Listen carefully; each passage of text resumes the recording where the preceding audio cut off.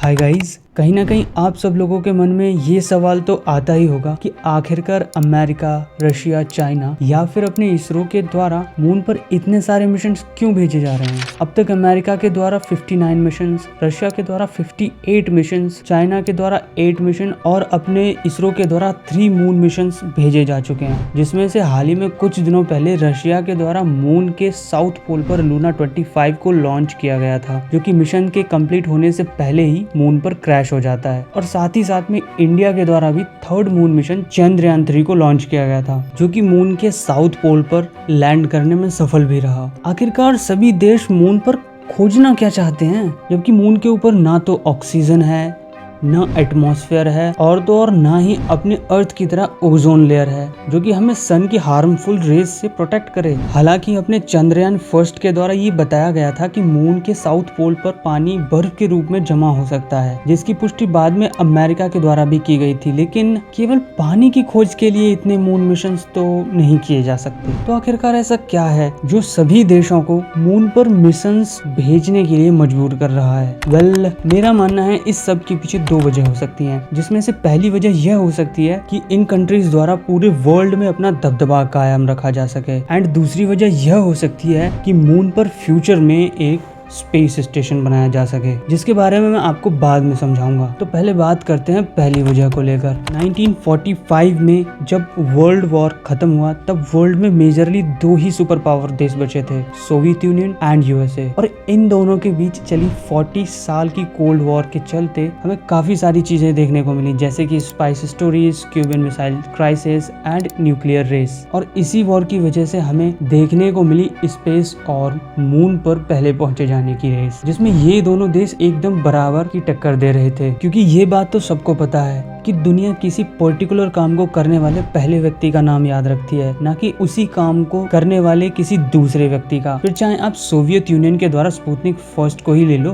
जो कि वर्ल्ड में फर्स्ट आर्टिफिशियल सैटेलाइट थी, जो 1957 में लॉन्च करी गई थी, जिसमें अमेरिका अपनी फर्स्ट आर्टिफिशियल सैटेलाइट एक्सप्लोरर को लॉन्च करने में सोवियत यूनियन के कंपैरिजन में केवल 4 महीने ही लेट था, जिसके बारे में शायद ही कोई जानता होगा। या फिर आप सोवियत यूनियन के द्वारा 12 अप्रैल 1961 में पूरे वर्ल्ड में पहली बार स्पेस में कोई व्यक्ति यानी कि यूरी गैगरिन को भेजने को ही ले लो, जिनके बारे में आपने अपने स्कूल में तो पढ़ा ही होगा। लेकिन क्या आपने ये पढ़ा है कि यूरी गैगरिन के द्वारा स्पेस में जाने के ठीक 3 हफ्ते बाद यानी कि 5 में 1961 को अमेरिका ने भी अपना पहला व्यक्ति यानी कि एलन शेफर्ड को स्पेस में भेजा, जो कि दूसरे व्यक्ति थे स्पेस में जाने वाले, जिनके बारे में शायद ही किसी ने सुना होगा। और इन सब के बाद अमेरिका एंड सोवियत यूनियन के बीच में स्पेस मिशंस को लेके एक इंटेंस कंपटीशन शुरू हो गया। पूरे वर्ल्ड में अब तक छोटे मोटे सभी देशों को मिलाकर लगभग 140 मून मिशन लॉन्च किए जा चुके हैं, जिसमें से अगर हम 1950s से लेकर 1970 तक के मून मिशन को गौर करें तो लगभग 99 मून मिशन तो तब भेजे गए थे जब सोवियत यूनियन एंड यूएसए के बीच में कोल्ड वॉर एकदम पीक पर चल रही थी। एंड तभी 20 जुलाई 1969 में अमेरिका वो पहला कंट्री बन जाता है जिसने मून पर पहली बार अपोलो 11 के जरिए 3 व्यक्तियों को भेजा, जिसमें नील आर्मस्ट्रांग वो पहले व्यक्ति थे जिन्होंने पहली बार चांद पर कदम रखा, एंड उन्हीं के क्रू के बज एल्ड्रिन वो दूसरे व्यक्ति थे जिन्होंने चांद पर कदम रखा, एंड माइकल कॉलिंस ने उस दौरान अपोलो 11 में ही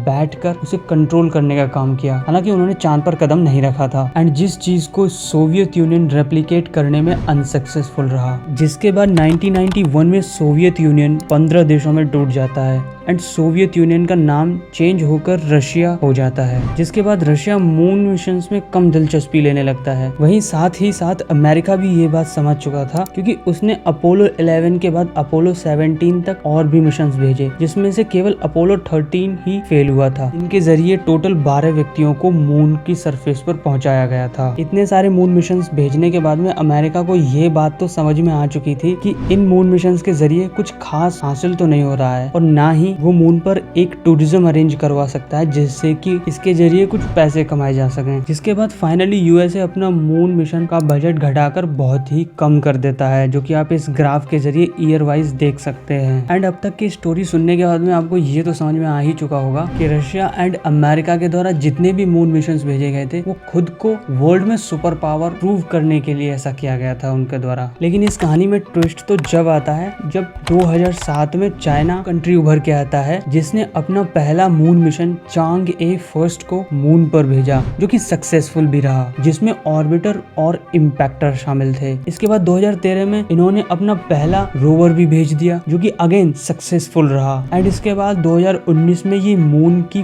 फार साइड पर भी लैंड कर गए, यानी कि मून की वो जगह जहां सूरज की रोशनी भी नहीं पहुंचती और धरती से वो जगह दिखाई भी नहीं देती, क्योंकि पूरे साल मून की सिर्फ एक ही साइड हमारी अर्थ की तरफ रहती है। एंड फाइनली 2020 में चाइना अपने चांग-ई 5 मिशन के जरिए मून से 2 किलो मिट्टी का सैंपल तक कलेक्ट कर लाया, जिसने वो मिट्टी मून की सतह पर 6 फीट खुदाई करके निकाली थी, जिसमें जांच करने पर यह पाया गया कि उसमें हीलियम 3 नाम का एक एलिमेंट मिला, जो कि अर्थ पर बहुत ही रेयर है लेकिन मून पर काफी मात्रा में हो सकता है। एंड बाद में हुई रिसर्च के बाद ये पता चला कि हीलियम 3 को एज ए न्यूक्लियर फ्यूल भी यूज किया जा सकता है, जो कि न्यूक्लियर फ्यूजन के जरिए एक तरह से फ्यूल का काम कर सकता है। एंड इसी चीज को ध्यान में रखकर चाइना ने रशिया के साथ मिलकर 2030 तक मून पर न केवल अपने व्यक्तियों को भेजने का प्लान बना रहा है, बल्कि साथ ही साथ वो वहाँ पर अपना खुद का स्पेस सेंटर टाइप बनाना चाहता है, जिस पर चाइना के एस्ट्रोनॉट काफी समय तक वहां रहकर रिसर्च करेंगे। एंड